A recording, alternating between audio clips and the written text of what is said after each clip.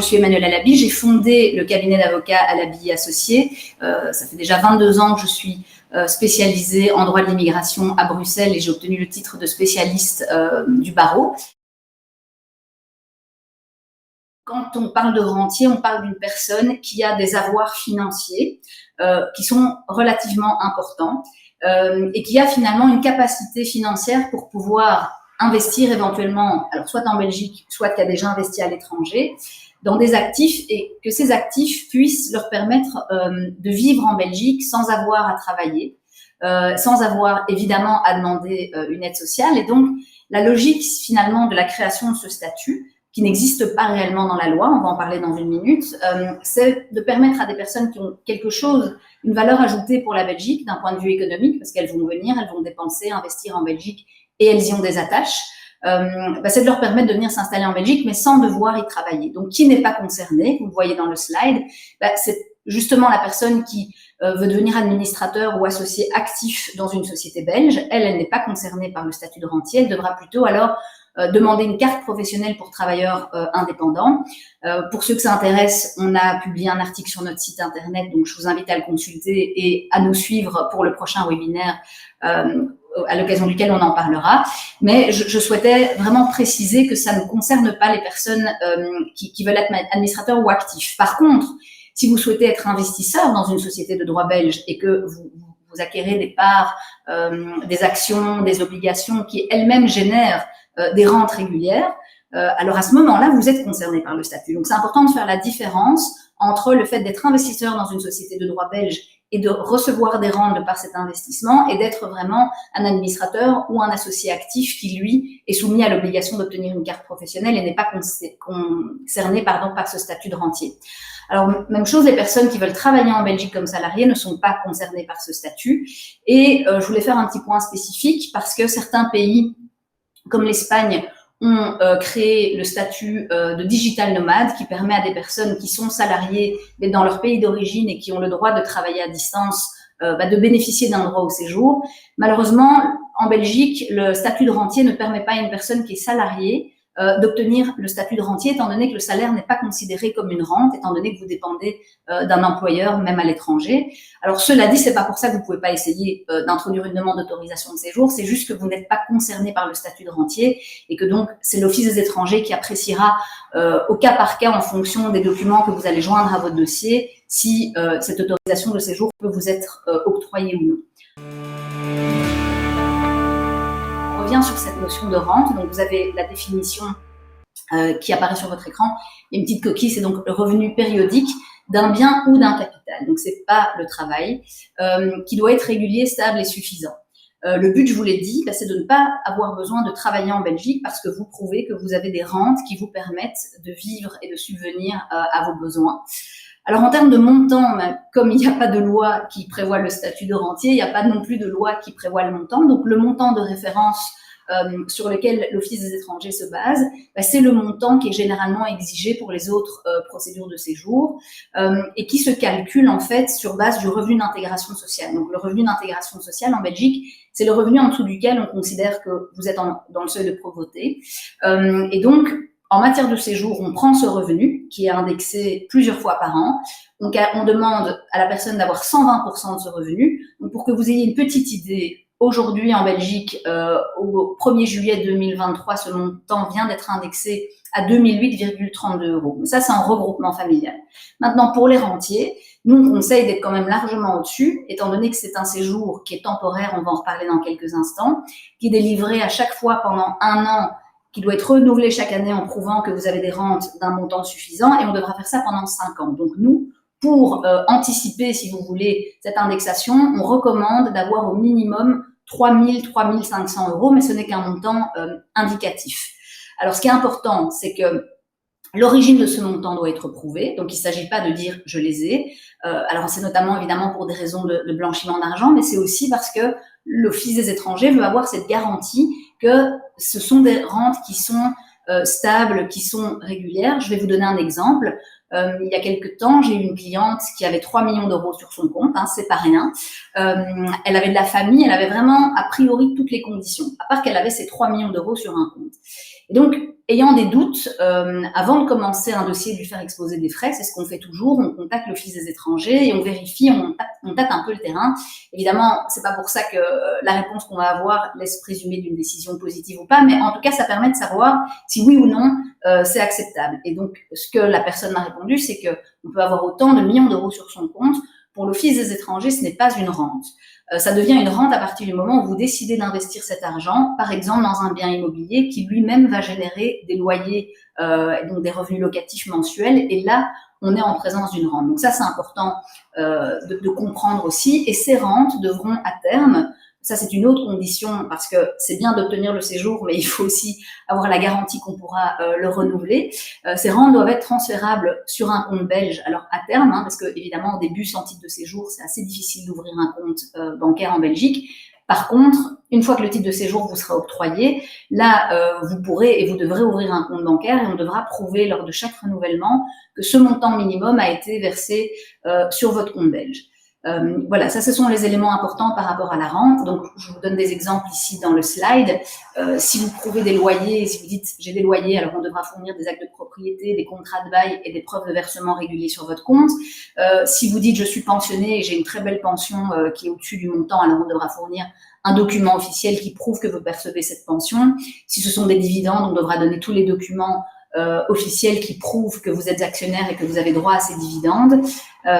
Donc voilà, là vous avez le slide sur nos recommandations avec des exemples de ce qui est pris en compte, de ce qui n'est pas pris en compte, dont je vous ai déjà parlé.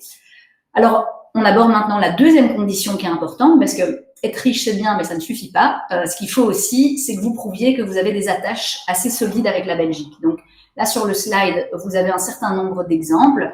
C'est vraiment très très large. Donc on a eu de tout. On a des personnes qui sont nées en Belgique, qui ont vécu longtemps et puis qui sont parties à un moment donné, des anciens diplomates. Ça peut être le fait d'avoir voyagé assez souvent en Belgique et de pouvoir prouver des séjours réguliers. Ça peut être le fait d'avoir fait des études, d'avoir de la famille, beaucoup d'amis, des relations professionnelles, d'être justement, on en parlait tout à l'heure, investisseur, mais en tant qu'actionnaire uniquement dans une société belge. Et ça peut être aussi le fait d'investir dans l'immobilier en Belgique. C'est vrai que nous, de manière générale, c'est quelque chose que nous recommandons à nos clients parce qu'on sait que quand il y a, en plus évidemment des autres conditions, on sait que quand il y a un investissement immobilier qui a été fait en Belgique, l'Office des étrangers va être assez sensible. D'une part, parce que ça va être une attache quand même assez solide, c'est une attache immobilière. Et par ailleurs, parce qu'en plus de ça, si vous décidez d'investir pas seulement dans un appartement dans lequel vous allez vivre, mais aussi par exemple dans un bien qui va lui-même générer des loyers, vous allez pouvoir prouver en même temps la question de rente et en même temps la question des attaches. Donc c'est une recommandation qu'on fait quand évidemment vous avez la possibilité de le faire. Maintenant, c'est pas quelque chose d'obligatoire et comme je vous disais, c'est au cas par cas. Donc généralement, on conseille l'investissement immobilier quand on a un peu peur que soit les rentes, les preuves des rentes ne soient pas acceptées et ou que les attaches ne soient pas suffisamment solides. Donc là, je vous ai mis un exemple. Si vous êtes par exemple pensionné ou bien vous êtes dirigeant de votre société au Congo et puis en plus de ça, vous avez des loyers à côté et vous pouvez prouver que vous avez l'un ou l'autre de vos enfants qui vit en Belgique, et bien là, c'est vraiment des profils idéaux pour faire une demande de séjour ou de visa rentier. Alors, il y a une autre condition importante qui est finalement assez liée à la précédente, c'est que on nous demande de joindre généralement au dossier un certain nombre de recommandations. Donc, ce sont des lettres écrites par des Belges, ça peut être des relations d'affaires, des amis de la famille, qui vont soutenir votre candidature au séjour rentier. Alors nous, on conseille d'en mettre une vingtaine, évidemment. Si vous n'en avez pas 20, que vous en avez 10, ça peut passer. De nouveau, tout va dépendre des autres éléments que vous allez fournir. Alors, une quatrième condition qui semble un peu couler de source, c'est le fait d'avoir un casier judiciaire vierge. L'Office des étrangers va vous demander de produire un casier délivré par les autorités de votre pays d'origine. Et puis, ils vont aussi faire une petite enquête au niveau de la sûreté d'État pour s'assurer que vous ne représentez pas un danger. Et la dernière condition importante, c'est la preuve que vous bénéficiez d'une couverture pour vos soins de santé. Donc, il faudra la prouver lors de l'octroi lors de l'introduction de la demande. Et puis, une fois que vous serez autorisé au séjour en Belgique, ce sera aussi une condition de renouvellement. Et à ce moment-là, ce qui sera intéressant pour vous, c'est que vous allez pouvoir vous affilier à une mutuelle belge. Il faut savoir qu'en Belgique, on a un très beau système de sécurité sociale. On cotise, mais ce qu'on cotise par rapport au remboursement qu'on obtient, c'est assez exceptionnel. Je pense qu'on peut être assez fier de ça. Alors, c'est vrai aussi que pour les rentiers, comme les rentiers ne cotisent pas contrairement aux travailleurs qui eux cotisent par le biais de leur rémunération. Pour les rentiers, le montant des frais d'affiliation à une mutualité vont être plus importants. Donc j'ai fait la recherche pour ce webinaire. Actuellement, on est à un coût estimé par an d'environ 3 000 €. Donc c'est 800 aides par trimestre. Ça peut évidemment varier en fonction de votre état de santé, de votre âge. Ça peut être un peu plus, ça peut être un peu moins. Voilà, c'est un montant qui est purement indicatif. On a deux angles d'approche. Donc soit vous résidez à l'étranger, dans votre pays d'origine, et vous souhaitez avoir directement la confirmation qu'on va vous octroyer ce séjour comme rentier. À ce moment-là, vous allez faire l'option de faire une demande de visa qui sera introduite auprès du poste diplomatique, consulaire ou du centre visa du pays d'origine. Soit vous dites, moi, ça m'arrangerait de le faire en Belgique, j'obtiens assez facilement des visas C Schengen à entrée multiple. À ce moment-là, c'est intéressant parce que c'est possible. Il n'y a pas beaucoup de procédures qui permettent d'introduire une demande de long séjour quand on est en court séjour en Belgique, mais le statut de rentier le permet. Donc, vous aurez une petite formalité à faire. Quand vous arrivez sous visa valable, vous devrez partir à la commune, faire ce qu'on appelle une déclaration d'arrivée. Et par contre, ce qui sera très, très important, c'est qu'on puisse introduire votre demande de séjour rentier durant la période de validité de cette déclaration d'arrivée qui est généralement valable 90 jours. Il faudra introduire un dossier super complet. Par contre, ce que l'OE ne veut pas, c'est donc leur tolérance, et vous pouvez l'introduire en Belgique sous déclaration d'arrivée valable, mais par contre, vous devez introduire un dossier complet.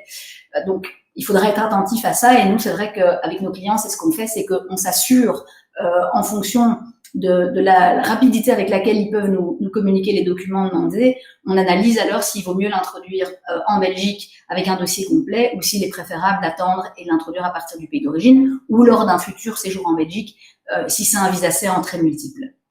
Donc, deux voies. Soit on passe par l'ambassade et on l'introduit à partir du pays d'origine, soit on l'introduit en Belgique via la commune. Dans les deux cas, le dossier va être transmis à l'Office des étrangers, au bureau long séjour accès, et c'est ce bureau-là qui va prendre la décision. Alors, je reviens un tout petit peu en arrière. Quand je disais qu'il était possible de l'introduire en Belgique, ça peut aussi concerner une personne qui est déjà autorisée au séjour en Belgique. Je prends l'exemple d'une personne qui serait autorisée comme travailleur indépendant et qui, à un moment donné, n'a plus envie de travailler ou bien sa société va pas si bien que ça, mais il a investi dans l'immobilier, il peut prouver qu'il aurait des rentes suffisantes et des attaches avec la Belgique. Il pourrait aussi envisager un changement de statut comme rentier qui pourrait être introduit à partir de la commune de résidence. Alors, je reviens à l'étape d'après. Donc, c'est l'Office des étrangers qui prendra la décision. Si la décision est positive, que c'est une demande de visa, alors l'ambassade va délivrer un visa D et puis la personne va, donc visa D, c'est un visa long séjour, la personne va arriver en Belgique, va partir s'inscrire auprès de sa commune de résidence, va recevoir une annexe 15 dans un premier temps qui couvre son séjour, et puis il faudra attendre que l'agent de quartier vienne vérifier votre adresse, et ensuite vous recevrez une carte A, qui est une carte de séjour valable 1 an et renouvelable. Si vous introduisez votre demande en Belgique, alors là c'est directement, il n'y a pas de visa D, c'est directement annexe 15, enquête de résidence, et puis carte A. Alors, au niveau du délai d'examen, si vous regardez sur le site de l'Office des étrangers, on annonce un délai d'environ 5 à 7 mois. Alors, quand on l'introduit, nous, pour l'instant en tout cas, on a des délais qui sont réduits de moitié. Et là, ma collaboratrice m'a envoyé 5 minutes avant que je commence une nouvelle dans un dossier de rentier qui, lui, justement, a introduit sa demande sous déclaration d'arrivée en Belgique. Et on l'a obtenu en 15 jours. Donc ça, je pense que c'est notre record absolu. Et donc, c'est pour dire que quand on introduit un dossier complet avec, et je vous expliquerai en fin de présentation comment nous, on travaille à ce niveau-là si vous décidez de collaborer avec nous, qu'on a introduit un dossier complet avec les bonnes pièces, un argumentaire, et qu'on suit vraiment les différentes étapes de la procédure et qu'on fait les relances régulières, parce qu'on a fait des relances, on peut obtenir des décisions assez rapides. Alors, vous ne dites pas, Maître Alabi a dit que je l'aurai dans 15 jours, parce que je pense qu'on a eu de la chance dans ce dossier-là, mais je dirais que, en tout cas, un délai de 2 à 3 mois, c'est assez raisonnable et c'est toujours beaucoup moins que les 5 à 7 mois annoncés sur le site. Et là, comme je vous le disais, c'est lié probablement au fait qu'on dépose des dossiers complets avec des argumentaires et qu'on fasse un suivi qui est assez régulier. Alors pourquoi on a ce taux de réussite-là? Pas du tout parce qu'on a des passe-droits, mais simplement, je pense, parce que dans la manière de travailler avec nos clients et de collaborer, la méthodologie qu'on a mise en place, c'est une méthodologie qui permet, avant de se lancer dans des coûts et du temps de préparation de dossier et des coûts d'honoraires pour le client et de légalisation, on a mis en place une procédure en plusieurs étapes qui permet finalement de vraiment vérifier si la personne remplit les conditions. Le but, c'est vraiment qu'on y aille avec un dossier qui a 99% de chances de fonctionner. Alors, vous êtes convaincu par la pertinence de collaborer avec notre cabinet, je vous invite évidemment à nous contacter. Pour ceux qui sont à l'étranger, sachez que nous organisons des consultations à distance aussi, via Skype, Google Meet comme aujourd'hui. Donc voilà, on est assez flexible par rapport à ça.